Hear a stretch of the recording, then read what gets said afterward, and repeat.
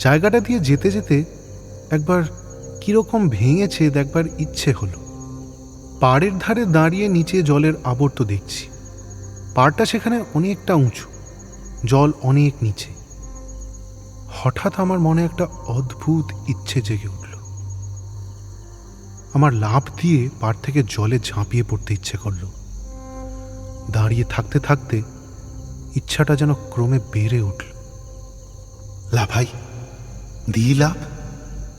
অথচ বর্ষার খরস্রোতা নদী, কুটো ফেললেও দুখানা হয়ে যায়। আমি সাঁতারও জানি না, পাড়ের নিচটাতে গভীর জল। ইচ্ছেটা কিছুতেই যেন সামলাতে পারছি না। এমনকি আমার মনে হলো আর কিছুক্ষণ থাকলে আমাকে লাফ দিতেই হবে, নইলে আমার জীবনের সব সুখ চলে যাবে।